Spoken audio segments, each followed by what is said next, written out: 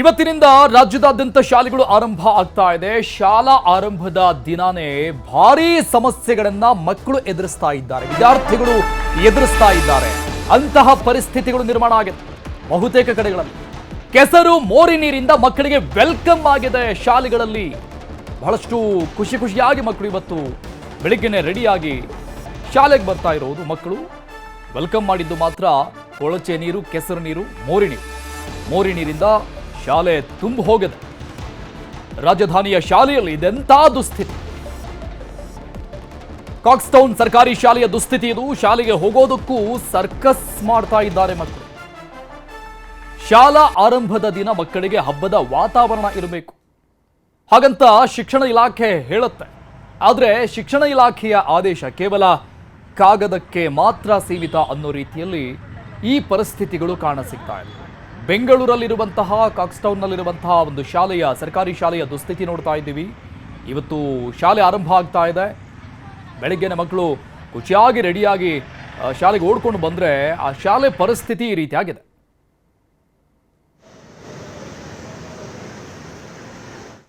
Divider ಹಾಕಿದ್ದಾರೆ. ಆ ಡಿವೈಡರಿಂದ ನೀರು ಆ ಕಡೆ ಹೋಗ್ತಾ ಇಲ್ಲ. ತಗ್ಗು ಈ ಕಡೆ ಅಪ್ಪಿದೆ, ಆ ಕಡೆ ತಗ್ಗಿದೆ. ನೀರು ಹೋಗ್ದಿಲ್ಲ, ಎಲ್ಲ ಈ ನೀರು ಇಲ್ಲಿ ಬರ್ತದೆ, ಇಲ್ಲಿ ಸ್ಟಾಕ್ ಆಗ್ಬಿಡ್ತದೆ. ಮತ್ತೆ ಮಳೆ ನಿಂತಾಗ ಏನಾಗ್ತದೆ, ಇಲ್ಲಿ ನಾವು JCPಲೆಲ್ಲ ಮೊನ್ನೆ ತೆರವು ಮಾಡಿಸಿದ್ದೀವಿ. ಈ ಪಕ್ಕದಲ್ಲಿ ಏಕನು ನಿಧಾನ ನೀರು ಹೋಗುತ್ತೆ. ಈ ರೊಚ್ಚೇನಾಗುತ್ತೆ, ಹಂಗೆ ನಿಂತ್ಕೊಂಡ್ಬಿಡುತ್ತೆ. ಅದಕ್ಕೆ ನಾವು ಈಗ ನಮ್ಮ SDM ಸರಿಗೆಲ್ಲ ಹೇಳ್ಬಿಟ್ಟು ಇದನ್ನು ಒಂದು ಬದಲಿ ವ್ಯವಸ್ಥೆ ಮಾಡಿಸ್ತೀವಿ. ತರ್ತೀವಿ ಮೇಡಮ್. ಈಗ ಮಳೆ ಈಗ ಸ್ಟಾರ್ಟ್ ಅಲ್ಲ ಇವತ್ತು ಮೇಡಮ್. ಮಳೆ ಬಂದು ಹಿಂಗೆ ಆಗಿದೆಯಲ್ಲ, ಈಗ ತರ್ತೀವಿ. ಇವತ್ತು ಮೀಟಿಂಗ್ ಕರಿತೀವಿ. ಇಲ್ಲಿ ನಾನು ಹೊಸದಾಗ ಬಂದಿದ್ದೆ, ಈಗ ಒಂದು 3 months ಆಯ್ತು ಅಷ್ಟೇ. ರಜಾವಧಿಯಲ್ಲಿ ಬಂದಿದ್ದೀನಿ. ಅದಕ್ಕೆ ರೆಡಿ ಮಾಡ್ತಾ ಇದ್ದೀವಿ. ಇವತ್ತು ಮೀಟಿಂಗ್ ಕರೆದಿದ್ದೀವಿ ಎಲ್ಲ ನಮ್ಮ SDM ಸರ್ನ. ಚರಂಡಿ ನೀರು ತುಂಬಿಕೊಂಡಿರುವ ಬಗ್ಗೆ ನಮ್ಮ ಪ್ರತಿನಿಧಿ ಪ್ರಗತಿ ಅಲ್ಲಿನ ಪ್ರತ್ಯಕ್ಷ ವರದಿಯನ್ನು ಕೊಟ್ಟಿದ್ದಾರೆ, ನೋಡೋಣ. ಇವತ್ತಿನಿಂದ ಸರ್ಕಾರಿ ಶಾಲೆ ಅಧಿಕೃತವಾಗಿ ಆರಂಭ ಆಗ್ತಾ ಇದೆ. ಮಕ್ಕಳು ಶಾಲೆಗೆ ಬರೋದಕ್ಕೆ ಶುರು ಮಾಡ್ತಾ ಇದ್ದಾರೆ. ಆದರೆ ನಾನೀಗ ಕಾಕ್ಸ್ಟೌನ್ನಲ್ಲಿರೋ ಸರ್ಕಾರಿ ಶಾಲೆ ಮುಂದೆ ಇದ್ದೀನಿ. ಇದರ ಪರಿಸ್ಥಿತಿ ಹೆಂಗಿದೆ ಅನ್ನೋದನ್ನ ನೀವು ದೃಶ್ಯದಲ್ಲಿ ಗಮನಿಸ್ತಾ ಇದ್ದೀರಾ. ಅಂದರೆ ಒಂದೊಂದು ಮಕ್ಕಳು ಕೂಡ ಈ ಕೆಸರು ಗೆದ್ದೆಯಲ್ಲಿ ದಾಟ್ಕೊಂಡು ಹೋಗುವಂತಹ ಸಿಚುವೇಶನ್ ಇದೆ. ಆ ಮಕ್ಕಳು ಕೆಸರು ಮೇಲೆ ಕಾಲು ಹಾಕಬಾರ್ದು ಅಂತ ಇಲ್ಲಿನ ಸ್ಥಳೀಯ ಸಿಬ್ಬಂದಿ ಮಧ್ಯೆ ಕಲ್ಲು ಹಾಕಿ ಇಟ್ಟಿದ್ದಾರೆ. ಆ ಕಲ್ಲನ್ನು ದಾಟ್ಕೊಂಡು ಹೋಗುವಂತಹ ಸಿಚುವೇಶನ್ ಈ ಭಾಗದಲ್ಲಿ ಇದೆ. ಸೊ ಬೆಂಗಳೂರಿನಾದ್ಯಂತ News18 ಸರ್ಕಾರಿ ಶಾಲೆಗಳ ಸ್ಥಿತಿಗತಿ ಹೆಂಗಿದೆ ಅನ್ನೋದನ್ನ ವರದಿ ಮಾಡಿತ್ತು. ಈಗಾಗಲೇ ಹಲವು ಸಲ ಕೂಡ ವರದಿ ಮಾಡಿ ಎಚ್ಚರಿಸುವಂತಹ ಪ್ರಯತ್ನ ಮಾಡಿತ್ತು. ನಾನೇನು ನಿಂತಿದ್ದೀನಲ್ಲ, ಇದು ಶಾಲಾ ಎಂಟ್ರೆನ್ಸು. ಮಳೆ ಬಂದಂತಹ ಎಫೆಕ್ಟು ಈ ರೀತಿಯಾಗಿ ಕೆಸರುಗದ್ದೆ ಆಗಿ ಹೋಗ್ಬಿಟ್ಟಿದೆ. ಕಾಕ್ಸ್ಟೌನ್ನಲ್ಲಿರುವಂತಹ ಸರ್ಕಾರಿ ಸಂಯುಕ್ತ ಶಾಲೆ ಇದು. ಅಂದರೆ ಸಾಕಷ್ಟು ಮಕ್ಕಳು ಇಲ್ಲಿ ಈ ಭಾಗದಲ್ಲಿ ಓದ್ತಾರೆ.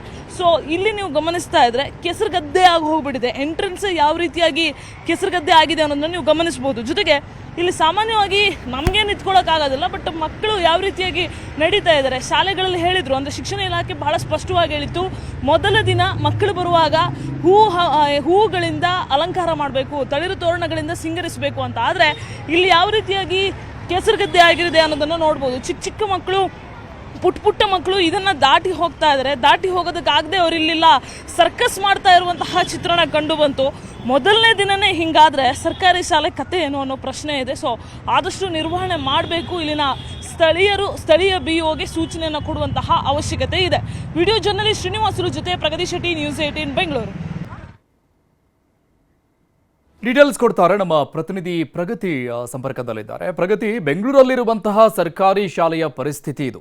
ಇಲ್ಲೇ ಹಿಂಗಾಗ್ಬಿಟ್ರೆ ಎಲ್ಲೋ ದೂರದ ಹಳ್ಳಿಯಲ್ಲಿರುವಂತಹ ಯಾವುದೋ ಹಳ್ಳಿಯ ಶಾಲೆ ಪರಿಸ್ಥಿತಿ, ಸರ್ಕಾರಿ ಶಾಲೆ ಪರಿಸ್ಥಿತಿ ಹೆಂಗಿರಬಹುದು, ಅಲ್ಲಿನ ಮಕ್ಕಳು ಯಾವೆಲ್ಲ ಸಮಸ್ಯೆಗಳನ್ನು ಅನುಭವಿಸ್ತಾ ಇರಬಹುದು ಅನ್ನುವಂತಹ ಸಹಜ ಪ್ರಶ್ನೆ ಮೂಡುತ್ತೆ. ಇದ್ರ ಜೊತೆಗೆ ಸರ್ಕಾರಿ ಶಾಲೆ ಬೆಂಗಳೂರಲ್ಲಿರಲಿ ಅಥವಾ ಯಾವುದೋ ಊರಲ್ಲಿರಲಿ, ಯಾವುದೋ ಗ್ರಾಮದಲ್ಲಿರಲಿ, ಒಟ್ಟೊತ್ತಿನಲ್ಲಿ ತಾತ್ಸಾರಕ್ಕೆ ಒಳಗಾಗುತ್ತೆ ಅನ್ನೋದು ಗೊತ್ತಾಗ್ತದೆ. ಖಂಡಿತ ಅರುಣ್, ಸರ್ಕಾರಿ ಶಾಲೆ ಅಂತ ಹೇಳಿದ್ರೆ ಮೂಗ್ ಮುರಿಯೋರ ಸಂಖ್ಯೆ ಜಾಸ್ತಿ ಇರುತ್ತೆ. ಆ ಮಧ್ಯ ಏನೇನೋ ಫೆಸಿಲಿಟಿಗಳನ್ನ ಕೊಟ್ಟು ಮಕ್ಕಳನ್ನ ಸರಿಯೋದಕ್ಕೆ ಎಂತೆಂತ ಆಂದೋಲನಗಳನ್ನೆಲ್ಲ ಮಾಡಿ, ಮೆಗಾ ಪೋಷಕರ ಸಭೆ ಅಂತೆಲ್ಲ ಮಾಡಿ ಅಂತ ಶಿಕ್ಷಣ ಇಲಾಖೆ ಅಧಿಕಾರಿಗಳು, ಇಲಾಖೆಯ ಆಯುಕ್ತರು ಸೂಚನೆಯನ್ನ ಕೊಟ್ರೆ ಅದು ಅನುಷ್ಠಾನಕ್ಕೆ ಬರುವಂತಹ ಹಂತದಲ್ಲಿ ಯಾವ ರೀತಿಯಾಗಿ ಅಂತ ನೋಡಿ. ಅಂದ್ರೆ ಪೋಷಕರ ಸಭೆಗಿಬೆ ಎಲ್ಲ ಆಗುತ್ತೋ ಇಲ್ವೋ ಗೊತ್ತಿಲ್ಲ ಮುಂದಿನ ದಿನಗಳಲ್ಲಿ. ಆದ್ರೆ ಶಾಲೆ ಅಧಿಕೃತವಾಗಿ ಆರಂಭ ಆದಂತಹ ಮೊದಲ ದಿನವೇ ಮಕ್ಕಳಿಗೆ ಸ್ಕೂಲಿಗೆ ಹೋಗುವಾಗ ಒದ್ದಾಡ್ಕೊಂಡು ಶಾಲೆಗೆ ಹೋಗುವಂತಹ ಪರಿಸ್ಥಿತಿ ಇದೆ. ಕಾಕ್ಸ್ಟೌನ್ ಅಲ್ಲಿರುವಂತಹ ಒಂದು ಸರ್ಕಾರಿ ಶಾಲೆ ಅಂತಲ್ಲ, ಅಲ್ಲಿರುವಂತಹ ಕೆಲವು ಸರ್ಕಾರಿ ಶಾಲೆಗಳ ಹಣೆಬರ ಇದೇ ರೀತಿಯಾಗಿದೆ. ಇದು News18 ಬಿಚ್ಚಿಟ್ಟಿರುವಂತದ್ದು ಕೇವಲ ಪ್ರಾಥಮಿಕ ಶಾಲೆ, ಪ್ರೌಢ ಶಾಲೆ ಎರಡೂ ಕೂಡ ಇರುವಂತಹ ಮಾದರಿ ಶಾಲೆ ಅದು. ಅಂದ್ರೆ ಹೈಸ್ಕೂಲ್ ಮಕ್ಕಳು 400 ಜನ ಇದ್ದಾರೆ, ಪ್ರೈಮರಿ ಮಕ್ಕಳು 150 ಜನ ಇದ್ದಾರೆ. ಟೋಟಲ್ ಒಂದು 550 ಮಕ್ಕಳು ಅದೇ ಶಾಲೆಯಲ್ಲಿ ಇರುವಂತದ್ದು. ನಾವು ನೋಡ್ತಾ ಇದ್ದ ಹಾಗೆ ಒಂದು ಮಗು ಕಾಲ್ಜಾರಿ ಬೀಳುವಂತಹ ಸಿಚುವೇಶನ್ ಎಲ್ಲ ಅಲ್ಲಿ ನಿರ್ಮಾಣ ಆಗೋಗಿತ್ತು. ಅಂದ್ರೆ ಶಾಲೆಗೆ ಫಸ್ಟ್ ಡೇ ಬರುವಾಗ ನೀವು ತಳಿರು ತೋರಣಗಳಿಂದ ಅಲಂಕಾರ ಮಾಡಿ ಉತ್ಸಾಹದಿಂದ ಮಕ್ಕಳನ್ನ ವೆಲ್ಕಮ್ ಮಾಡಿ ಅಂತೆಲ್ಲ ಶಿಕ್ಷಣ ಇಲಾಖೆ ಹೇಳಿತ್ತು. ಇಲ್ಲಿ ನೋಡಿದ್ರೆ ಮೋರಿ ನೀರು, ಕೆಸರು ನೀರು, ಇರೋ ಬರೋ ಎಲ್ಲಾ ನೀರು ಶಾಲೆ ಎಂಟ್ರೆನ್ಸ್ ನಲ್ಲಿ ಮಕ್ಕಳನ್ನ ಸ್ವಾಗತ ಮಾಡ್ತಾ ಇದೆ. ಇವತ್ತು ನ್ಯೂಸ್ 18 ವರದಿ ಮಾಡಿದ ತಕ್ಷಣ ಅಲ್ಲಿ ಮುಖ್ಯೋಪಾಧ್ಯಾಯರು ಹೇಳ್ತಾ ಇದ್ರು, ಇವತ್ತೊಂದು SDMC ಸಭೆ ಕರೆದಿದ್ದು ಏನ್ ಪರಿಹಾರ ಕೊಡ್ತೀವಿ ಅಂತ. ಬಟ್ ಈ ಸಿಚುವೇಶನ್ ಹಿಂಗಿದೆ ಅಂತ ಅವ್ರಿಗೆ ಗೊತ್ತಿರ್ಲಿಲ್ವಾ? ನಿನ್ನೆ ಮಳೆ ಬಂದಿರ್ಲಿಲ್ಲ. ಸೊ ಮೊನ್ನೆ ಬಂದಿರುವಂತಹ ಮಳೆ ಎಫೆಕ್ಟ್ ಈ ರೀತಿಯಾಗಿ ಶಾಲಾ ಮುಂಭಾಗ ಕೆಸರು ಗೆದ್ದೆ ಆಗಿರೋದು. ಸೊ ಆದಷ್ಟು ಬೇಗ ಕ್ಲಿಯರ್ ಮಾಡ್ಕೊಡ್ತೀನಿ ಅನ್ನೋ ಭರವಸೆ ಕೊಟ್ಟಿದ್ದಾರೆ. ಮತ್ತೆ ನಾಳೆ ನ್ಯೂಸ್ 18 ಅದೇ ಜಾಗಕ್ಕೆ ಹೋಗುತ್ತೆ. ಕ್ಲಿಯರ್ ಮಾಡಿಲ್ಲ ಅಂದ್ರೆ ಶಿಕ್ಷಣ ಇಲಾಖೆ ಗಮನವನ್ನ ಮಲಗಿರೋ ಅಧಿಕಾರಿಗಳನ್ನ ಎಚ್ಚರಿಸುವ ಕೆಲಸ ಅಂತೂ ಆಗುತ್ತೆ. ಅರುಣ್, ಥ್ಯಾಂಕ್ ಯು ಪ್ರಗತಿ ಡೀಟೇಲ್ಸ್ಗೆ. ಇವತ್ತಿನಿಂದ ರಾಜ್ಯದಾದ್ಯಂತ ಶಾಲೆಗಳು ಪುನರ್ ಆರಂಭಗೊಳ್ತಾ ಇದ್ದಾವೆ. ಬೇಸಿಗೆ ರಜೆಯನ್ನ ಮುಗಿಸಿ ಶಾಲೆಯತ್ತ ಮಕ್ಕಳು ಹೆಜ್ಜೆ ಆಗ್ತಾ ಇದ್ದಾರೆ. ಕೊಪ್ಪಳ ಜಿಲ್ಲೆಯಲ್ಲಿ ಮತ್ತೊಂದು ರೀತಿಯಾದಂತಹ ಸಮಸ್ಯೆ. ಸರ್ಕಾರಿ ಶಾಲೆಯಲ್ಲಿ ಶಿಕ್ಷಕರೇ ಇಲ್ಲ, ಶಿಕ್ಷಕರ ಕೊರತೆ ಸಮಸ್ಯೆ ಇದೆ ಕೊಪ್ಪಳ ಜಿಲ್ಲೆಯಲ್ಲಿ. ಬೇಸಿಗೆ ರಜೆ ಮುಗಿಸಿ ಇವತ್ತು ಎಲ್ಲ ಮಕ್ಕಳು ಶಾಲೆ ಕಡೆ ಮುಖ ಮಾಡ್ತಾ ಇದ್ದಾರೆ. ಆದರೆ ಕೊಪ್ಪಳ ಜಿಲ್ಲೆಯಲ್ಲಿ ಶಿಕ್ಷಕರ ಸಮಸ್ಯೆ ಎದುರಾಗಿದೆ. ಶಿಕ್ಷಕರು ಇಲ್ಲದೆ ಶಾಲೆಗಳು ಖಾಲಿ ಆಗಿದ್ದಾವೆ.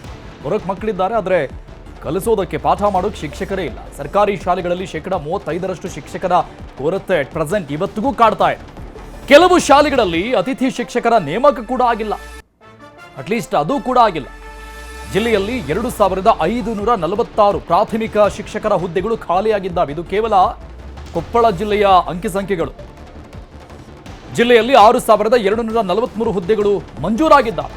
ಪ್ರೌಢಶಾಲೆಗಳಲ್ಲಿ 510 ಶಿಕ್ಷಕರ ಕೊರತೆ ಇದೆ. ಕೊಪ್ಪಳ ಜಿಲ್ಲೆ ಇದ್ದಿದ್ದು ವಾರದ ಒಳಗೆ ಅತಿಥಿ ಶಿಕ್ಷಕರ ನೇಮಕಾತಿಗೆ ಸರ್ಕಾರ ಸೂಚನೆ ಕೊಟ್ಟಿದೆ. ಖಾಯಂ ಶಿಕ್ಷಕರ ನೇಮಕಾತಿಗೆ ವಿದ್ಯಾರ್ಥಿಗಳು ಆಗ್ರಹವನ್ನ ಮಾಡುವಂತಹ ಪರಿಸ್ಥಿತಿ ಎದುರಾಗಿದೆ.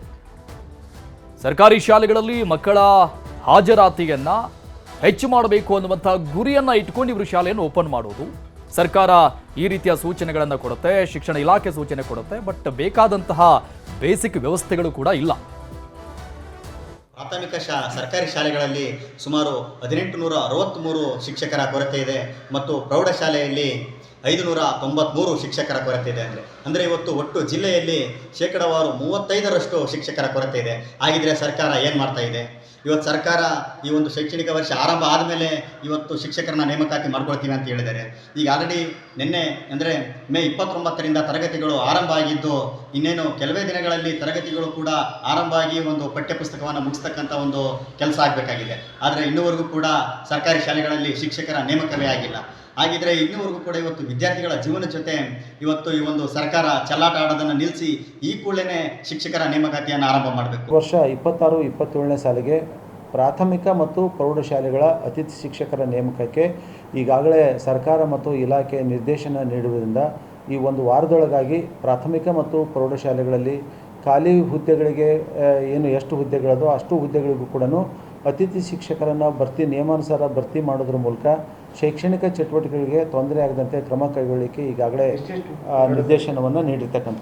ಪ್ರಾಥಮಿಕ ಶಾಲೆಯಲ್ಲಿ ನಮ್ಮಲ್ಲಿ 1874 ಹುದ್ದೆಗಳು ಖಾಲಿ ಇರೋದ್ರಿಂದ ಅದಕ್ಕೆ ಅಷ್ಟು ಹುದ್ದೆಗಳನ್ನು ಅತಿಥಿ ಶಿಕ್ಷಕರ ಮೂಲಕ ಭರ್ತಿ ಮಾಡ್ತೇವೆ.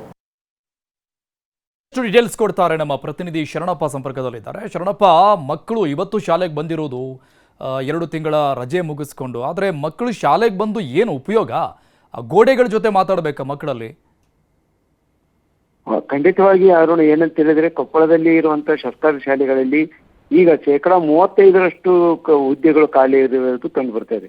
ಅದರಲ್ಲೂ ಈ ಬಹುತೇಕ ಶಾಲೆಗಳಲ್ಲಿ ಈಗಿರುವ ಮಾಹಿತಿ ಪ್ರಕಾರ ಸರಿಸುಮಾರು ಒಂದು 56 ಶಾಲೆಗಳಲ್ಲಿ ಅತಿಥಿ ಶಿಕ್ಷಕರಿಂದಲೇ ಶಾಲೆಗಳನ್ನು ನಡೀತವೆ. ಅಂದ್ರೆ ಅಲ್ಲಿ ಖಾಯಂ ಶಿಕ್ಷಕರು ಅಲ್ಲಿ ಪಕ್ಕದ ಶಾಲೆಯನ್ನ ಒಬ್ಬರಿಗೆ ಡೆಪ್ಯುಟೇಷನ್ ಕೊಟ್ಟು ಅಲ್ಲಿ ಶಾಲೆಯನ್ನು ನೋಡ್ಕೊಳ್ಳೋದಕ್ಕೆ ಹೇಳ್ತಾ ಇದ್ದಾರೆ. ಆದ್ರೆ ಇಲ್ಲಿ ಅತಿಥಿ ಶಿಕ್ಷಕನಾದ್ರೂ ಶಾಲೆ ಆರಂಭದ ಮೊದಲು ನೇಮಕ ಮಾಡಿದ್ರೆ ಒಂದು ಉತ್ತಮ ಇತ್ತು. ಆದ್ರೆ ಈಗ ಆದೇಶ ಹೋಗಿದ್ದಾರೆ. ಇನ್ನೂ ಒಂದು ವಾರ ಹಂತದಲ್ಲಿ ಆ ಶಾಲಾ ಹಂತದಲ್ಲಿ ಅವರು ಮುಖ್ಯೋಪಾಧ್ಯಾಯರು ತಮಗೆ ಅತಿಥಿ ಶಿಕ್ಷಕರನ್ನ, ಅದರಲ್ಲಿ ಪ್ರಾಥಮಿಕ ಶಾಲಾ ಮತ್ತು ಪ್ರೌಢಶಾಲೆಯಲ್ಲಿ ಇಲ್ಲಿ ಶಿಕ್ಷಕರ ಕೊರತೆ ಎದ್ದು ಕಾಣ್ತಿದೆ. ಅದರಲ್ಲಿ ಈಗಿರುವಂತ ಅಂಕಿ ಸಂಖ್ಯೆ ಪ್ರಕಾರ ನೋಡಿದಾಗ 1863 ಏನು ಯಾವ ಪ್ರಾಥಮಿಕ ಶಾಲಾ ಶಿಕ್ಷಕರು ಇಲ್ಲ. ಇಲ್ಲಿ 1ರಿಂದ 8ನೇ ತರಗತಿವರೆಗೂ ಮತ್ತು 9, 10 ಈ ತರಗತಿಯಲ್ಲಿ ಓದುವಂತ ಮಕ್ಕಳು ಇಲ್ಲಿ ಸರ್ಕಾರಿ ಶಾಲೆಗೆ ಬರುವಂತವ್ರು ಅತಿಥಿ ಶಿಕ್ಷಕರಿಲ್ಲದೆ ಗೊಂದಲ ನಡೀತಾ ಇದೆ. ಜೊತೆಗೆ ಇಲ್ಲಿ ಕಾಯಂ ಶಿಕ್ಷಕರು ಸಹ ತೀರಾ ಕಡಿಮೆ ಇರುವಂತ ಕಾರಣಕ್ಕಾಗಿ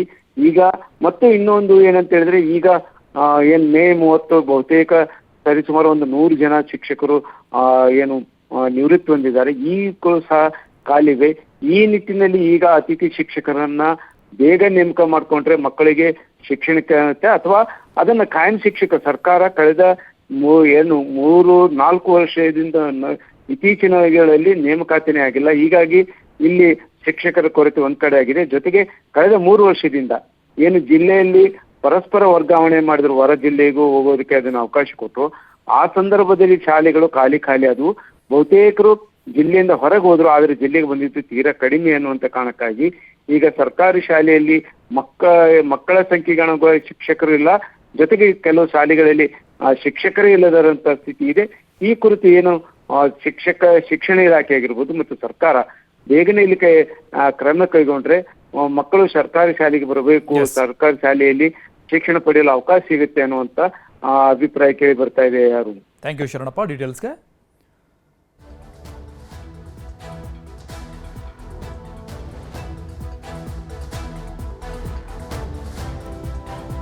ಕೊಪ್ಪಳ ಜಿಲ್ಲೆಯ ಶಾಲೆಗಳ ದುಸ್ಥಿತಿ, ಅಲ್ಲಿರುವಂತಹ ಸಮಸ್ಯೆಗಳನ್ನ ನ್ಯೂಸ್ 18 ಕನ್ನಡ ಬಿಚ್ಚಿಡ್ತಾ ಇದೆ. ಅಲ್ಲಿನ ಒಂದಿಷ್ಟು ಅಧಿಕಾರಿಗಳು ಮಾತನಾಡ್ತಾ ಇದ್ರು, ಅತಿಥಿ ಶಿಕ್ಷಕರ ನೇಮಕ ಇನ್ನೊಂದು ವಾರದೊಳಗೆ ಮಾಡ್ತೀವಿ ಅಂತ. ಧಾರವಾಡದಲ್ಲಿ ಅತಿ ದೊಡ್ಡ ಪ್ರತಿಭಟನೆಗಳಾಗಿದ್ದು ಇತ್ತೀಚೆಗೆ ತಾನೇ ನಾವು ನೋಡಿದ್ವಿ. ಕೆಲಸ ಮಾಡೋದಕ್ಕೆ ಯುವಕರು ನಿಂತ್ಕೊಂಡಿದ್ದಾರೆ ರೆಡಿಯಾಗಿ, ನಮ್ಮನ್ನ ಜಾಬ್ ಓಪನಿಂಗ್ಸ್ ಮಾಡಿ ನಾವು ಅರ್ಜಿಗಳನ್ನು ಹಾಕ್ತೀವಿ, ಕೆಲಸಕ್ಕೆ ತೆಗೆದುಕೊಳ್ಳಿ ಅಂತ, ಹುದ್ದೆಗಳನ್ನ ನೇಮಕ ಮಾಡಿಕೊಳ್ಳಿ ಅಂತ ದೊಡ್ಡ ಮಟ್ಟದ ಪ್ರತಿಭಟನೆಗಳಾಯಿತು. ಆದರೆ ಸರ್ಕಾರ ಯಾಕೆ ಕ್ರಮಗಳನ್ನು ತೆಗೆದುಕೊಳ್ತಾ ಇಲ್ಲ? ಈ ರೀತಿ ಸಮಸ್ಯೆಗಳಿದೆ. ಮತ್ತೊಂದು ಕಡೆ ಕೆಲಸ ಮಾಡೋಕ್ಕೆ ಅರ್ಹರಿರುವಂತಹ ಅಭ್ಯರ್ಥಿಗಳು ರೆಡಿ ಇದ್ದಾರೆ. ಆದರೆ ಇಂತಹ ಸಮಸ್ಯೆಗಳನ್ನ ನೋಡಿಕೊಂಡು ಕೂಡ ಸರ್ಕಾರ ಸುಮ್ಮನೆ ಕುಳಿತುಕೊಂಡಿದೆಯಾ? ಅತಿಥಿ ಶಿಕ್ಷಕರ ನೇಮಕ ಕೂಡ ಅಟ್ಲೀಸ್ಟ್ ಆಗಿಲ್ಲ. ಇವತ್ತು ಮೊದಲ ದಿನ ವಿದ್ಯಾರ್ಥಿಗಳೆಲ್ಲರೂ ಶಾಲೆ ಕಡೆ ಬಂದಿದ್ದಾರೆ. ಆದರೆ ಶಾಲೆಗಳಲ್ಲಿ ಶಿಕ್ಷಕರೇ ಇಲ್ಲದಂತಹ ಪರಿಸ್ಥಿತಿ ಇದೆ. ಕೇವಲ ಇದು ಕೊಪ್ಪಳದ ಅಂಕಿ ಸಂಖ್ಯೆಗಳನ್ನು ನಾವು ಮಾತ್ರ ತೋರಿಸ್ತಾ ಇದ್ದೀವಿ. 35% ಪ್ರಾಥಮಿಕ ಶಾಲೆಗಳಲ್ಲಿ ಶಿಕ್ಷಕರ ಕೊರತೆ ಕಂಡು ಬರ್ತಾ ಇರೋದು ಜಿಲ್ಲೆಯಾದ್ಯಂತ 35%. ಸೊ ಹಾಗಾಗಿ ಮಕ್ಕಳಿಗೆ ಅನುಗುಣವಾಗಿ ಶಿಕ್ಷಕರ ನೇಮಕಾತಿನೇ ಇಲ್ಲ, ಶಿಕ್ಷಕರೇ ಇಲ್ಲ ಶಾಲೆಗಳಲ್ಲಿ. ಮತ್ತೊಂದಿಷ್ಟು ಶಾಲೆಗಳಲ್ಲಂತೂ ಮಕ್ಕಳಿಗೆ ಅನುಗುಣ ಹೋಗಲಿ, ಶಿಕ್ಷಕರೇ ಇಲ್ಲದಂಥ ಪರಿಸ್ಥಿತಿ ಇದೆ. ಸೊ ಹಾಗಾಗಿ ಮಕ್ಕಳ ವಿದ್ಯಾಭ್ಯಾಸದ ಪರಿಸ್ಥಿತಿ ಏನಾಗಬೇಡ ಅನ್ನುವಂತಹ ಆತಂಕ ಇದೆ. ಈ ಬಗ್ಗೆ ಆಗ್ರಹಗಳು ಕೇಳಿ ಬರ್ತಾ ಇದೆ. ಆದಷ್ಟು ಬೇಗ ಬೇಕಾಗಿರುವಂತಹ ವ್ಯವಸ್ಥೆಗಳನ್ನು ಶಿಕ್ಷಣ ಇಲಾಖೆ, ಸಂಬಂಧಪಟ್ಟಂತಹ ಸಚಿವರು, ಸರ್ಕಾರ ಕ್ರಮಗಳನ್ನು ತೆಗೆದುಕೊಳ್ಳಬೇಕು ಅಂತ ಆಕ್ರೋಶ, ಆಗ್ರಹ ವ್ಯಕ್ತವಾಗ್ತಾ ಇದೆ. ಶಾಸಕ ಜಮೀರ್ ಅಹಮದರದ್ದು ಅನ್ನಲಾದ ಆಡಿಯೋ ಸಿಕ್ಕಾಪಟ್ಟೆ ವೈರಲ್ ಆಗ್ತಾ ಇದೆ. ನ್ಯೂಸ್ 18 ಬ್ರೇಕ್ ಮಾಡಿದಂತಹ ಎಕ್ಸ್ಕ್ಲೂಸಿವ್ ಆದಂತಹ ಸುದ್ದಿ ಸಂಚಲನವನ್ನ ಹುಟ್ಟುಹಾಕ್ತಾ ಇದೆ. ಆಡಿಯೋ ಬಗ್ಗೆ ಮಾಹಿತಿಯನ್ನ ಪಡೆದುಕೊಂಡಿದೆ ಈಗ ಕಾಂಗ್ರೆಸ್ ಹೈಕಮಾಂಡ್. ರಾಜ್ಯದಾದ್ಯಂತ ನ್ಯೂಸ್ 18 ಬ್ರೇಕ್ ಮಾಡಿದಂತಹ ಈ ಎಕ್ಸ್ಕ್ಲೂಸಿವ್ ಆದಂತಹ ಸುದ್ದಿ ಸಂಚಲನವನ್ನ ಮೂಡಿಸ್ತಾ ಇದೆ. ಈ ಆಡಿಯೋ ಬಗ್ಗೆ ಕಾಂಗ್ರೆಸ್ ಹೈಕಮಾಂಡ್ ಕೂಡ ಈಗ ಮಾಹಿತಿಯನ್ನ ಪಡೆದುಕೊಂಡಿದೆ. ದಾವಣಗೆರೆ ಬೈ ಎಲೆಕ್ಷನ್ನಲ್ಲಿ ಪಕ್ಷ ವಿರೋಧಿ ಕೆಲಸವನ್ನ ಮಾಡಿದ್ರ, ಹಾಗಾದ್ರೆ ಆ ಸಂಬಂಧಪಟ್ಟಂತಹ ಮಾಹಿತಿಗಳು ಇರುವಂತಹ ಒಂದು ಆಡಿಯೋ ಸಿಕ್ಕಾಪಟ್ಟೆ ವೈರಲ್ ಆಗಿದೆ. ದಾವಣಗೆರೆಯ ಮೊಹಮ್ಮದ್ ಸಿರಾಜ್ ಜೊತೆಗೆ ಮಾತನಾಡಿರುವಂತಹ ಆಡಿಯೋ ಅಂತ ಹೇಳಲಾಗ್ತಾ ಇದೆ. ಜಮೀರ್ ಅಹಮದ್ ಮತ್ತು ಸಿರಾಜ್ ಆಡಿಯೋ ಬಗ್ಗೆ ಗಂಭೀರವಾಗಿ ಪರಿಗಣಿಸ್ತಾ ಇದೆ ಕಾಂಗ್ರೆಸ್ ಹೈಕಮಾಂಡ್. ಆಡಿಯೋ ತರಿಸಿಕೊಂಡಿರುವಂತಹ ಹೈಕಮಾಂಡ್ ಲೀಡರ್ಸ್ ಅದನ್ನ ಪರಿಶೀಲನೆ ಮಾಡ್ತಾ ಇದ್ದಾರೆ. ಆಡಿಯೋ ಸತ್ಯಾಸತ್ಯತೆ ಪರಿಶೀಲನೆಗೆ ಹೈಕಮಾಂಡ್ ಮುಂದಾಗ್ತಾ ಇದೆ. ಆಡಿಯೋ ಸಾಬೀತಾದ್ರೆ ಜಮೀರ್ ಮೇಲೆ ಶಿಸ್ತು ಕ್ರಮ ಆಗುವಂತಹ ಸಾಧ್ಯತೆಗಳಿದೆ. ಇದೇ ಒಂದು ವಿಚಾರಕ್ಕೆ ಸಂಬಂಧಪಟ್ಟಂಗೆ ಇಬ್ಬರ ಲೀಡರ್ಸ್ ತಲೆದಂಡ ಕೂಡ ಈಗಾಗಲೇ ಆಗೋಗಿದೆ. ದಾವಣಗೆರೆ ಬೈ ಎಲೆಕ್ಷನ್ ವಿಚಾರಕ್ಕೆ ಸಂಬಂಧಪಟ್ಟಂಗೆ ಅಬ್ದುಲ್ ಜಬ್ಬಾರ್ ಮತ್ತು ನಾಸಿರ್ ಹುಸೇನ್ ಕಾಂಗ್ರೆಸ್ ವಿರುದ್ಧ ಮತ ಹಾಕಿಸಿದ್ರ, ಹಾಗಾದ್ರೆ ಜಮೀರ್ ಅಹಮದ್ ಖಾನ್. ಜಮೀರ್ ಅಹಮದ್ ಮಾತನಾಡಿದ್ದು ಅಂತ ಹೇಳಲಾಗ್ತಾ ಇರುವಂತಹ ಆ ಆಡಿಯೋ ರಾಜ್ಯ ರಾಜಕಾರಣದಲ್ಲಿ ದೊಡ್ಡ ಮಟ್ಟದ ಸಂಚಲನಕ್ಕೆ ಕಾರಣ ಆಗಿದೆ. ಈ ಒಂದು ಎಕ್ಸ್ಕ್ಲೂಸಿವ್ ಆದಂತಹ ಸುದ್ದಿಯನ್ನ ನ್ಯೂಸ್ 18 ಬ್ರೇಕ್ ಮಾಡಿತ್ತು. ಈಗ ಈ ಒಂದು ವಿಚಾರ ಹೈಕಮಾಂಡ್, ಕಾಂಗ್ರೆಸ್ನ ಹೈಕಮಾಂಡ್ ವರೆಗೂ ಕೂಡ ಹೋಗಿದೆ. ಆಡಿಯೋ ತರಿಸಿಕೊಂಡಿರುವಂತಹ ಹೈಕಮಾಂಡ್ ನಾಯಕರು ಅದನ್ನ ಪರಿಶೀಲನೆ ಮಾಡ್ತಾ ಇದ್ದಾರೆ.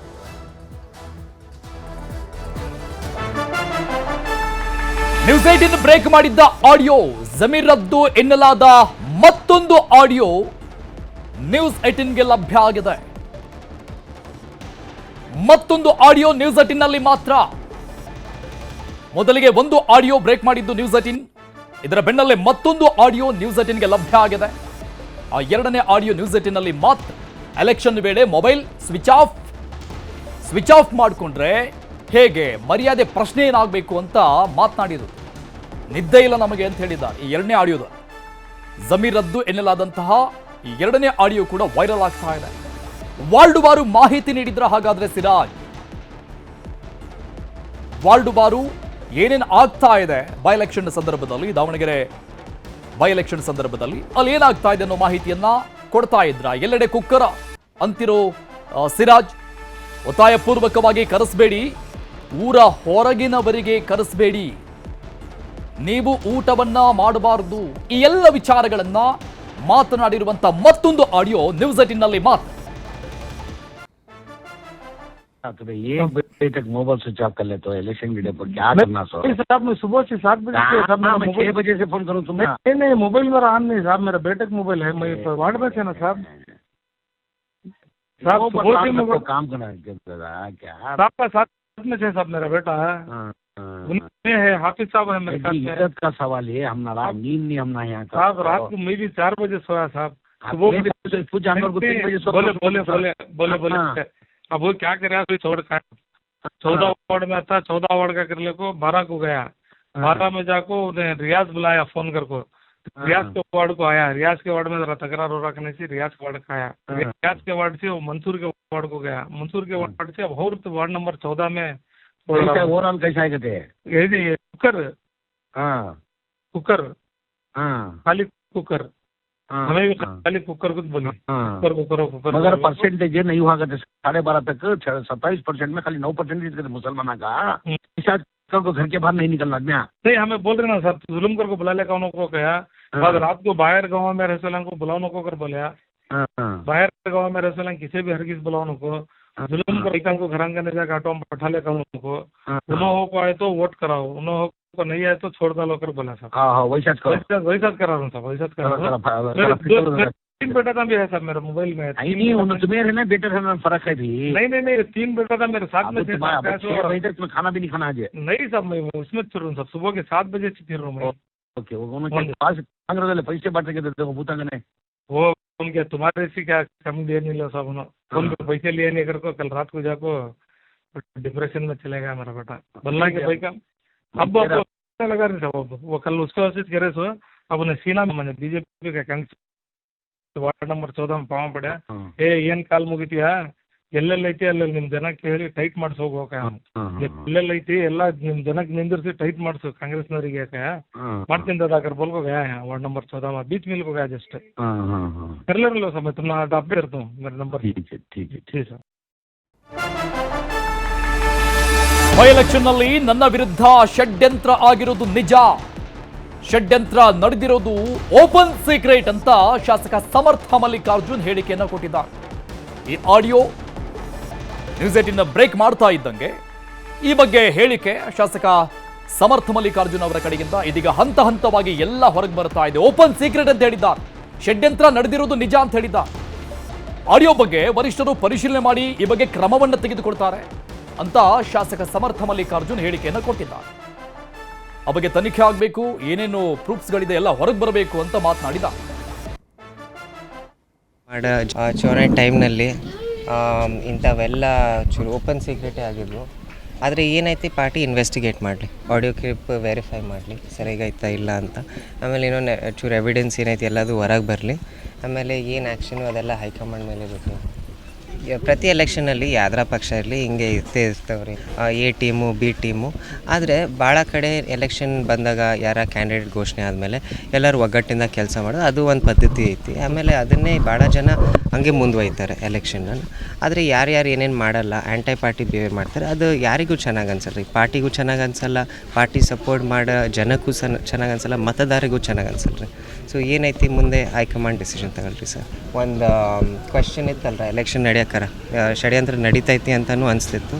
ಆಮೇಲೆ ಎಲ್ಲ ಸ್ಪಷ್ಟವಾಗಿ ಗೊತ್ತಾಯ್ತದೆ ಇವರೆಲ್ಲರೂ ಒಗ್ಗಟ್ಟಾಗೆ, ಅಟ್ಲೀಸ್ಟ್ ಅದರೆಲ್ಲರ ಒಗ್ಗಟ್ಟಿದ್ದಾರೆ ಇವರೆಲ್ಲರೂ, SDPI BJP ಸಮರ್ಥ ಅವರೆಲ್ಲರೂ ಒಗ್ಗಟ್ಟಾರ ಮಾಡ್ತಾರೆ ಸಮರ್ಥ. ಅದು ಅಟ್ಲೀಸ್ಟ್ ಚೂರು ಏನಂತಾರೆ ಧೈರ್ಯ ಇದ್ದರೆ ಜೊತೆಗೆ ಬರಬೇಕಿತ್ತು. ನಾವೆಲ್ಲರೂ ಒಂದು ನಾವೆಲ್ಲರೂ ವೋಟ್ಸ್ ಒಂದೇ ಸತಿ ಮಾಡ್ತೀವಿ ಅಂದರೆ ಹಂಗಾರ ಗೆಲ್ಬೋದಿತ್ತು ಅವರು ಚುನಾವಣೆ ಟೈಮ್ನಲ್ಲಿ. ಜಮೀರದ್ದು ಎನ್ನಲಾದ ಆಡಿಯೋ ವೈರಲ್ ವಿಚಾರಕ್ಕೆ ಸಂಬಂಧಪಟ್ಟಂಗೆ ಆಡಿಯೋ ಬಗ್ಗೆ ಮೊಹಮ್ಮದ್ ಸಿರಾಜ್ಗೆ ಸ್ಪಷ್ಟನೆಯನ್ನ ಕೊಟ್ಟಿದ್ದಾರೆ. ವೈರಲ್ ಆಡಿಯೋ ನಮ್ಮದಲ್ಲ ಅಂತ ಕೇಳಿ ಬಂದಿರುವಂತಹ ಎಲ್ಲ ಆರೋಪಗಳನ್ನ ತಳ್ಳಿ ಹಾಕಿದ್ದಾರೆ. ಜಮೀರ್ ಅಹಮದ್ ಮಾತನಾಡಿದ್ದಾರೆ ಎನ್ನಲಾಗ್ತಾ ಇರುವಂತಹ ಆಡಿಯೋ, ಮತ್ತೊಂದು ಕಡೆ ಮಾತನಾಡಿರುವಂತಹ ವ್ಯಕ್ತಿ ಮೊಹಮ್ಮದ್ ಸಿರಾಜ್ ಅಂತ ಹೇಳಲಾಗ್ತಾ ಇದೆ. ಅವರು ಇದು ನಮ್ಮದಲ್ಲ ಅಂತ ಈಗ ಸ್ಪಷ್ಟನೆಯನ್ನ ಕೊಟ್ಟಿದ್ದಾರೆ. ನಮ್ಮ ಮೇಲೆ ಷಡ್ಯಂತ್ರ ನಡೆಸಲಾಗಿದೆ, ನಾವು ಮಾತನಾಡಿದ ಆಡಿಯೋ ಅಲ್ಲ ಇದು ಅಂತ ಹೇಳಿದ್ದಾರೆ. ಇದು ಡಮ್ಮಿ ಆಡಿಯೋ ಅಂತ ಹೇಳಿದ್ದಾರೆ ಮೊಹಮ್ಮದ್ ಸಿರಾಜ್. ಈ ವಿಚಾರಕ್ಕೆ ಸಂಬಂಧಪಟ್ಟಂಗೆ ನಮ್ಮ ಪ್ರತಿನಿಧಿ ಸಂಜಯ್ ಅವರನ್ನು ಮಾತನಾಡಿಸಿದ್ರು, ಏನ್ ಹೇಳಿದ್ರು ಅಂತ ನೋಡೋಣ. ದಕ್ಷಿಣ ಉಪಚುನಾವಣೆಯಲ್ಲಿ ಏನು ಕಾಂಗ್ರೆಸ್ ಅಭ್ಯರ್ಥಿ ಸಮರ್ಥವನ್ನು ಸೋಲಿಸಲಿಕ್ಕೆ ಏನು ಈಗಾಗಲೇ ಷಡ್ಯಂತ್ರ ಮಾಡಿದ್ದಾರೆ ಅಂತೇಳಿ ಈಗ ಒಂದು ಆಡಿಯೋ ಕೂಡ ಸಾಕಷ್ಟು ವೈರಲ್ ಆಗುತ್ತೆ. ಬೆಳಗಿಂದ ಕೂಡ ನ್ಯೂಸ್ 18 ಈ ಬಗ್ಗೆ ಒಂದು ವಿಸ್ತೃತವಾದ ವರದಿಯನ್ನು ಬಿತ್ತರ ಮಾಡಿತ್ತು. ಈ ಬಗ್ಗೆ ಮಾತಾಡಲಿಕ್ಕೆ ನಮ್ಮ ಜೊತೆ ಸ್ವತಃ ಮೊಹಮ್ಮದ್ ಸಿರಾಜ್ ಅವರು ಇದ್ದಾರೆ, ಅವರೇ ಮಾತಾಡ್ಸೋಣ. ಸರ್, ತಮ್ಮದು ಮತ್ತು ಮಾಜಿ ಸಚಿವ ಜಮೀರ್ ಅಹಮದ್ ಅವ್ರದ್ದು ಒಂದು ಆಡಿಯೋ ಸಾಕಷ್ಟು ಬೆಳಗಿಂದ ಸಂಚಲನ ಸೃಷ್ಟಿ ಮಾಡಿದೆ. ಈ ಬಗ್ಗೆ ನ್ಯೂಸ್ 18 ಕೂಡ ಬೆಳಗಿಂದ ಕೂಡ ವರದಿ ಮಾಡಿತ್ತು, ಏನು ಹೇಳ್ತೀರಿ ಸರ್? ನಾನು ಮಾಧ್ಯಮದಲ್ಲೇ ನೋಡಿದೆ ಬೆಳಗ್ಗೆ ಈ ಥರ ವೈರಲ್ ಆಗ್ತಾ ಇದೆ ಅಂಥೇಳಿ. ಅದು ಸತ್ಯಕ್ಕೆ ದೂರಿರೋ ಮಾತು ಸರ್. ಆ ಥರ ಯಾವುದು ನಾನು ಸಚಿವರು ಮಾತಾಡಿಲ್ಲ. ಅಂಥದ್ದು ಯಾವುದು ಮಾತುಗಳು ನಮ್ಮ ಅವ್ರ ಸಚಿವರ ಮಧ್ಯದಲ್ಲಿ ಎಷ್ಟು ದಿವಸ ಮಾತಾಡಿದ್ರೂ ಕೂಡ ನಾವು ಅಂಥ ಮಾತುಗಳು ಯಾವುವು ಆಗಿಲ್ಲ. ಆ ಆಡಿಯೋ ಬಂದಿರೋದು 100% ಸುಳ್ಳು. ಅಂದರೆ ಎಲ್ಲೋ ಒಂದು ಕಡೆ ಈಗ ಸಚಿವ ಸಂಪುಟ ವಿಸ್ತರಣೆ ಆಗಿದೆ, ಈ ಬಗ್ಗೆ ಏನಾದರೂ ಅವ್ರಿಗೆ ಸಚಿವ ಸ್ಥಾನ ಅಥವಾ DCM ಹುದ್ದೆ ತಪ್ಪಿಸ್ಲಿಕ್ಕೆ ಈ ರೀತಿ ಮಾಡಿದ್ರೆ ಅನ್ಸುತ್ತೆ? ಹಂಗೆ 100% ಮೇಲ್ನೋಟಕ್ಕೆ ಕಾಣು ಬರ್ತಾ ಇದೆ. ಜಮೀರ್ ಸಾಹೇಬ್ರವ್ರ ಹೆಸರು ಮುಂಚೂಣಿಯಲ್ಲಿ ತೋರಿಸ್ತಾ ಇದ್ದಾರೆ. ಕ್ಯಾಬಿನೆಟ್ ಸಚಿವ ಸ್ಥಾನದಲ್ಲಿನೂ ತೋರಿಸ್ತಾ ಇದ್ದಾರೆ, DCMನಲ್ಲಿನೂ ತೋರಿಸ್ತಾ ಇದ್ದಾರೆ. ಅದು ಆಗಬಾರ್ದು ಅಂತ ಕೆಲವು ಜನ ಷಡ್ಯಂತ್ರ ಮಾಡ್ತಿರ್ಬೋದು. ಮೇಲ್ನೋಟಕ್ಕೆ ಕಂಡು ಬರ್ತಾ ಇದೆ. ಇಷ್ಟು ದಿವಸ ಇಲ್ಲಿದ್ದು ಬೈ ಎಲೆಕ್ಷನ್ ಆಗಿ ಇಷ್ಟು ದಿವಸ ಆಯಿತು, ರಿಸಲ್ಟ್ ಬಂದು ಇಷ್ಟು ದಿವಸ ಆಯಿತು. ಈಗ ಓದ್ಸಿರೋ ಪ್ರಮಾಣ ವಚನ 2 ದಿವಸ ಇದ್ದಾಗ ಈ ಥರ ವಿಡಿಯೋ ವೈರಲ್ ಮಾಡೋದು, ಆಡಿಯೋ ವೈರಲ್ ಮಾಡೋದು ಎಷ್ಟು ಮಟ್ಟಿಗೆ ಸರಿ ಅಂತೇಳಿ ಇದು ಷಡ್ಯಂತ್ರ ಅಂತಲೇ ಕಂಡು ಬರ್ತಾ ಇದೆ. ಒಂದು ಕಡೆ ಈಗ ನಿಮ್ಮ ಸಮುದಾಯದವರ ಮಾಡಿದಾರೆ ಅಥವಾ ಇಲ್ಲಾಂದ್ರೆ ನಿಮ್ಮ ಸಮುದಾಯದ ಯಾರೋ ನಿಮ್ಮ ಮೊಬೈಲ್ಗಳು ಟ್ಯಾಪ್ ಮಾಡಿಸಿದಾರೆ ಅನ್ಸುತ್ತೆ, ಏನಂತ? ಅಲ್ಲ, ಏನೇ ಟ್ಯಾಪ್ ಮಾಡಿಸಿದ್ರು ಕೂಡ ಏನು ವೈರಲ್ ಆಗಿದೆ, ಆಡಿಯೋ ವೈರಲ್ ಆಗಿದೆ ಅಂಥ ಮಾತುಗಳು ನಮ್ಮಲ್ಲಿ ಯಾವುದೂ ಆಗಿಲ್ಲ. ಅವ್ರು ಯಾವುದೇ ಟಾಪ್ ಮಾಡಿಸ್ಕೊಂಡು ಇದು ಮಾಡ್ಕೊಂಡಿರಲಿ, ಅಂಥ ಮಾತುಗಳು ನಮ್ಮ ಮತ್ತು ಸಚಿವರ ಮಧ್ಯೆ ಆಗಿಲ್ಲ ಅಂಥ ಮಾತುಗಳು. ಮತ್ತು ಸಚಿವರು ಯಾವತ್ತು ಮಾತಾಡಿದ್ರೂ ಪಕ್ಷದ ಹಿತದೃಷ್ಟಿಯಿಂದ ಗೆಲುವಿಗೋಸ್ಕರ ಮಾತಾಡಿದ್ದಾರೆ ಬಿಟ್ಟು ಪಕ್ಷ ವಿರೋಧ ಚಟುವಟಿಕೆ ಮಾಡಲಿಕ್ಕೆ ಯಾರಿಗೂ ಸಂದೇಶನೂ ಕೊಡಲಿಲ್ಲ. ಸ್ಪಷ್ಟವಾಗಿ ನನ್ನ ಜೊತೆಗಂತೂ ಯಾವತ್ತೂ ಮಾತಾಡಿಲ್ಲ ಅಂಥ ಮಾತುಗಳು. ಎಲೆಕ್ಷನ್ ದಿನಗಳಲ್ಲಿ ನನಗಂತೂ ಭಾಳ, ನಾನು ಯಾರ್ದು ಫೋನೇ ಅಟೆಂಡ್ ಮಾಡಿಲ್ಲ. ಯಾರು ಎಷ್ಟು ಜನ ಏನು ಫೋನ್ ಮಾಡಿದ್ರು ನಾನು ಮನೆ ಹೊರಗೆ ಹೋಗಲಿಲ್ಲ, ನಾನು ಅಟೆಂಡು ಮಾಡಿಲ್ಲ. ನಾನು ಪೋಲಿಂಗ್ ದಿವಸ ನಾನು ಹೋಗಿ ನಾನು ಕುಟುಂಬ ಸಮೇತ ನಾನು ವೋಟ್ ಮಾಡಿ ಮನೆಗೆ ಬಂದು ಮಲ್ಕೊಂಡನು. ಮತ್ತು ನಾನು ಎದ್ದಿದ್ದೆ, ನಾನು 5 ಗಂಟೆಗೆ 4-5 ಗಂಟೆಗೆ ಎದ್ದೆ. ಅದ್ರ ಮಧ್ಯೆ ನಾನು ಯಾರ ಜೊತೆಗೂ ಫೋನಲ್ಲಿ ಮಾತಾಡಿಲ್ಲ. ಇದ್ರ ಬಗ್ಗೆ ಕಾನೂನು ಹೋರಾಟ ಏನೋ ಮಾಡೋದು ಅಂತ ಏನು ಮುಂದೆ ಹೇಳ್ತೀರಾ? ಕಾನೂನು ಸಲಹೆಗಾರರಿಗೆ ಈಗ ಮಾತಾಡ್ತೀನಿ. ಮಾತಾಡಿ ಅವ್ರು ಏನು ನನಗೆ ಸಲಹೆ ಕೊಡ್ತಾರೆ ಅದ್ರ ತಕ್ಕಂತೆ ನಡಗುತ್ತೆ. ಇದಿಷ್ಟು ಸಿರಾಜ್ ಅವರ ಮಾತು. ಏನು ಯಾವುದೇ ರೀತಿ ನಾವು ಆ ರೀತಿ ಮಾತಾಡಿಲ್ಲ, ಆಡಿಯೋ ಕೂಡ ನಮ್ಮದಲ್ಲ, ಈ ಬಗ್ಗೆ ನಾನು ಮುಂದಿನ ದಿನಗಳಲ್ಲಿ ಕಾನೂನು ಹೋರಾಟ ಮಾಡ್ತೀನಿ ಅನ್ನೋ ಮಾತನ್ನು ಹೇಳಿರುವಂಥದ್ದು. ಸಂಜಯ್, ನ್ಯೂಸ್ 18 ದಾವಣಗೆರೆ. ಮತ್ತೊಂದು ಕಡೆ ವೈರಲ್ ಆಗ್ತಾ ಇರೋ ಆಡಿಯೋ ನನ್ನದಲ್ಲ, ಆಡಿಯೋ ಬಗ್ಗೆ ಯಾವುದೇ ತನಿಖೆ ಆದರೂ ಅದಕ್ಕೆ ನಾನು ಸಿದ್ಧ ಅಂತ ಹೇಳಿದ್ದಾರೆ ಜಮೀರ್ ಅಹಮದ್ ಖಾನ್. ವೈರಲ್ ಆಡಿಯೋ ನನ್ನದಲ್ಲ ಅಂತ ಹೇಳಿದ್ದಾರೆ. ಏನೇ ತನಿಖೆ ಆದರೂ ನಾನು ಸಹಕಾರ ಕೊಡ್ತೀನಿ, ಸಿದ್ಧವಾಗಿದ್ದೀನಿ ಅಂತ ಹೇಳಿದ್ದಾರೆ. ವೈರಲ್ ಆಡಿಯೋ ಬಗ್ಗೆ ಶಾಸಕ ಜಮೀರ್ ಅಹಮದ್ ಅವರ ಸ್ಪಷ್ಟನೆ ಇದು. AI ತಂತ್ರಜ್ಞಾನ ಬಳಸಿ ಆಡಿಯೋ ಮಾಡಲಾಗಿದೆ, ಇದು ನಕಲಿ ಆಡಿಯೋ ಮಾಡಿ ವೈರಲ್ ಮಾಡಲಾಗಿದೆ. ಈ ಬಗ್ಗೆ ಸೈಬರ್ ಠಾಣೆಯಲ್ಲಿ ನಾನು ಕಂಪ್ಲೇಂಟ್ ಕೊಡ್ತೀನಿ ಅಂತ ಜಮೀರ್ ಹೇಳಿದ್ದಾರೆ. ಗೊಂದಲ ಸೃಷ್ಟಿ ಮಾಡೋಕೆ ಕಿಡಿಗೇಡಿಗಳು ಈ ರೀತಿ ಆಡಿಯೋ ಮಾಡಿದ್ದಾರೆ. ಯಾರು ಈ ಆಡಿಯೋವನ್ನ ನಂಬಬಾರದು ಅಂತ ಜಮೀರ್ ಅಹಮದ್ ಖಾನ್ ಮಾಧ್ಯಮ ಹೇಳಿಕೆಯನ್ನ ಬಿಡುಗಡೆ ಮಾಡಿದ್ದಾರೆ.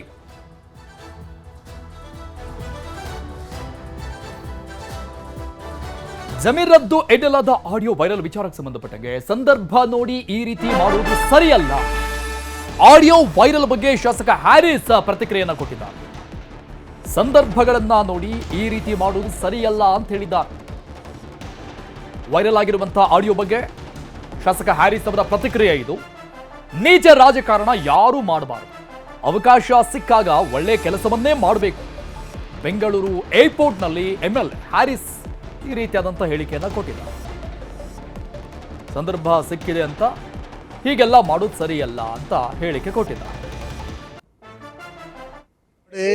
ಇದು ಏನನ್ನ ಬೇಕು ಅಂತ ಬೇಕಾದ ಸಮಯದಲ್ಲಿ ಮಾಡೋದು ಗಲೀಜ್ ರಾಜಕೀಯ. ಅದು ಅವಾಗಲೇ ಹೇಳಿದಿದ್ರೆ ನಾವು ಅದನ್ನ ಮೆಚ್ಚಬಹುದಿತ್ತು. ಯಾರೋ ಈ ತರ ಮಾಡೋದನ್ನ ಎಲ್ಲ ಇವಾಗ ಸಮಯ ಸಂದರ್ಭ ನೋಡ್ಕೊಂಡು ಏನೇನೋ ಮಾಡೋದು, ಒಬ್ರನ್ನ ಹಾಳು ಮಾಡುವಂತ ಪ್ರಯತ್ನ ಎಲ್ಲ it's not a good politics. ಅಲ್ಲ, ಇಟ್ಸ್ ನಾಟ್ ಗುಡ್ ಪೊಲಿಟಿಕ್ಸ್. ಯಾರು ನೋಡ್ರಿ, ಇಲ್ಲಿ ಯಾರು ದೊಡ್ಡವರು ಚಿಕ್ಕವರು ಅಂತ ಹೇಳಕ್ ಯಾರು ಇಲ್ಲ. ನಾವೆಲ್ಲರೂ ಸಮಾನರು, ಎಲ್ರಿಗೂ ಅವಕಾಶ ಎಲ್ರೂ ಕೇಳ್ಬೋದು, ತಪ್ಪಿಲ್ಲ. ನಾನು ಕೇಳ್ತೀನಿ, ಅವರು ಕೇಳ್ತಾರೆ, ಇನ್ನೊಬ್ರು ಇರೋರೆಲ್ಲ ಕೇಳಲಿ. ಅದ್ರಲ್ಲಿ ಎಲ್ರಿಗೂ ಅವಕಾಶ ಕೊಡುವಂಥದ್ದು ಪಕ್ಷ ಮಾಡುತ್ತೆ. ಸೊ ಬಹಳ ನೀಚ ರಾಜಕೀಯ ಮಾಡಕ್ಕೆ ಹೋಗ್ಬಾರ್ದು. ಇದ್ಯಾವುದು ಪರ್ಮನೆಂಟ್ ಅಲ್ಲ, ಇವೆಲ್ಲ ಟೆಂಪ್ರವರಿ. ಅವಕಾಶ ಸಿಕ್ಕಾಗ ಒಳ್ಳೆ ಕೆಲಸ ಮಾಡೋದು ನೋಡೋದು, ಅವಕಾಶದಲ್ಲಿ ಇರುವಾಗ ಒಳ್ಳೇದನ್ನ ಮಾಡೋದು, ಇದ್ ಬಿಟ್ರೆ ಬಾಕಿ ಎಲ್ಲ